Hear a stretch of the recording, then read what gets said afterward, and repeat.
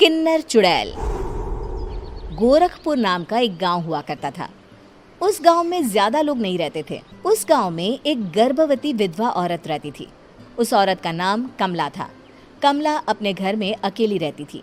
उसके पति की सारी जायदाद उसके नाम हो गई थी, पर सभी गांव वाले उस औरत को मनहूस औरत समझा करते थे और सभी उससे नफरत किया करते थे। एक बार कमला राशन की दुकान पर खाने का सामान खरीदने जाती है। भैया जी, जरा 1 किलो दाल चावल देना। अरे हाय हाय हाय हाय हाय हाय! अरे मनहूस औरत, मेरी दुकान में अपशुगन करवाने आ गई क्या? हैं? चल जा यहाँ से। मैं कुछ नहीं देने वाला हूँ तुझे। भाग भाग यहाँ से, चल जा, निकल। भैया जी, ऐसा मत कहिए। मैं गर्भवती हूँ, मुझे खाने की बहुत ज़रूरत है। मुझे खाना दे दीजिए।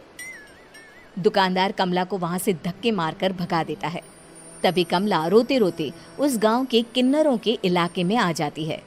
गांव वाले किन्नरों को उसी इलाके में रखा करते थे, क्योंकि वो लोग किन्नरों को पसंद नहीं करते थे और उनके इलाके में रहने से मना करते थे।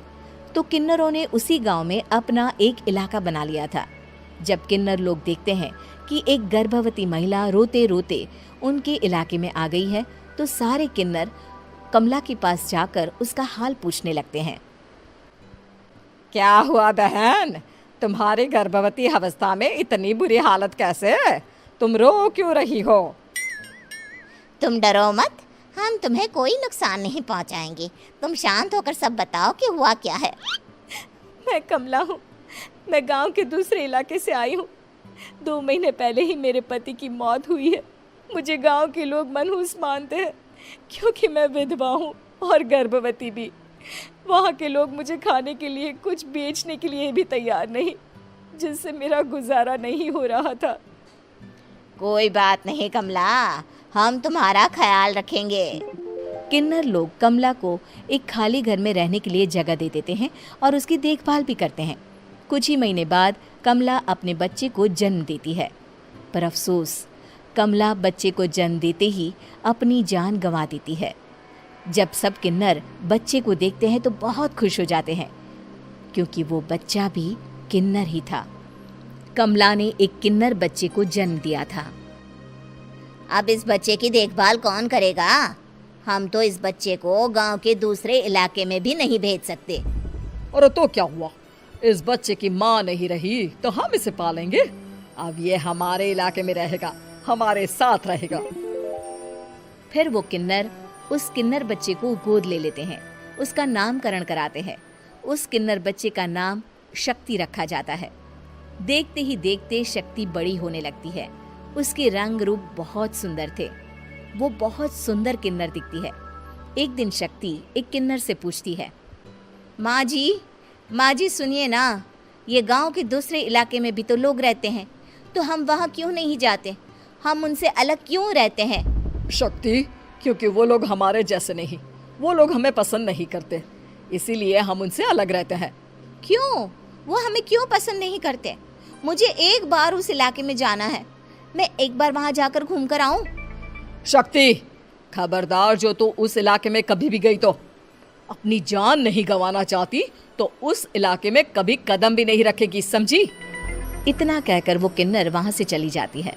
शक्ति उस किन्नर की बात सुनकर बहुत रोती है। माँ जी, ऐसा कैसे कह सकती हैं? उन्होंने इतनी सी बात के लिए मुझे इतना डांटा। अब तो मैं उस इलाके में ज़रूर जाऊंगी।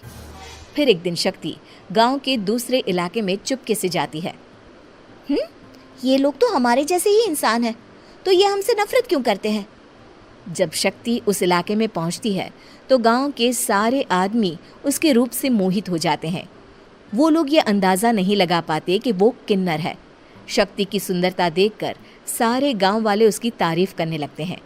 तभी गांव का चक्कर लगाने गांव के जमींदार का बेटा हर्ष वहां पहुंचता है। हर्ष भी दिखने में बहुत सुंदर होता है। जब हर्ष ने शक्ति को देखा तो वो भी उससे मोहित हो गया, और जब शक्ति की नज़र हर्ष पर पड़ी तो वो हर्ष को देखकर मोहित हो गई। आपको पहले कभी इस गांव में देखा नहीं।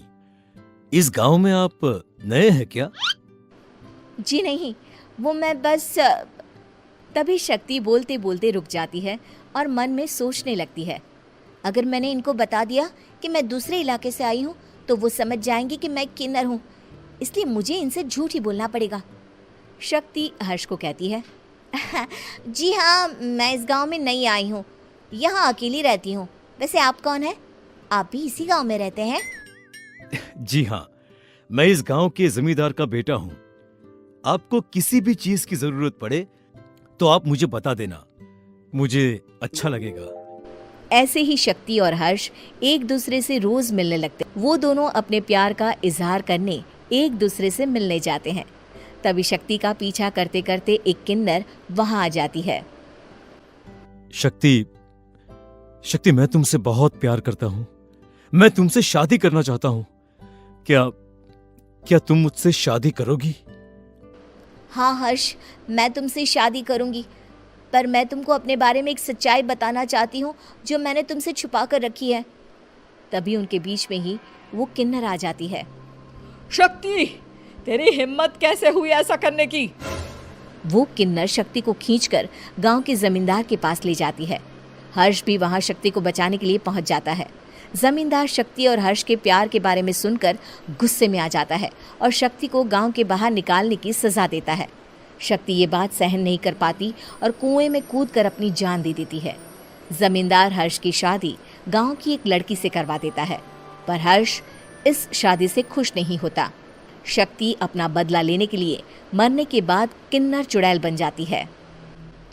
अब मैं इन गाँव वालों को नहीं छोड़ूंगी, अब इनसे मैं अपने प्यार का बदला लूंगी। किन्नर चुड़ैल गांव वालों को परेशान करना शुरू कर देती है। एक बार वो रात को गांव के खेतों में पहुंच जाती है और वहां आग लगा देती है। सारी फसल जल के राख हो जाती है। जब एक आदमी रात को उठकर देखता है कि खेत में आग लग गई है तो वो वहां पहुंच जाता है। वो देखता है कि खेतों के बीचों बीच एक किन्नर चुड़ैल खड़ी है और वहां खड़े होकर ताली बजा रही है। गांव वाला किन्नर चुड़ैल को देखकर बेहोश हो जाता है। जब सुबह उस आदमी को होश आता है तो वो सीधा जमींदार के पास जाता है।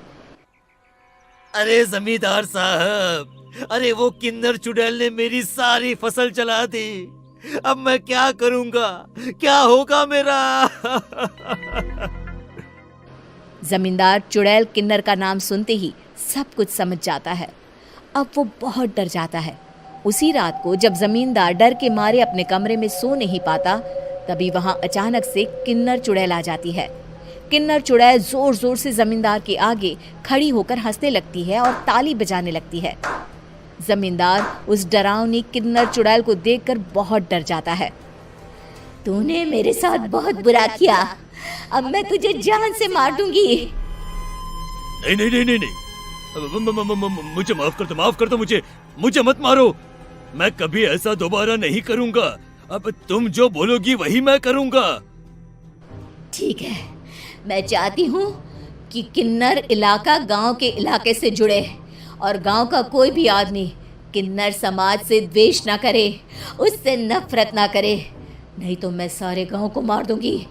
और तुम गांव में एक नया कानून बनाओ कि अगर किसी ने भी किन्नर समाज को हानि पहुंचाने की कोशिश भी करी या इनसे भेदभाव करने की भी कोशिश करी तो उनको कड़ी से कड़ी सजा मिलेगी।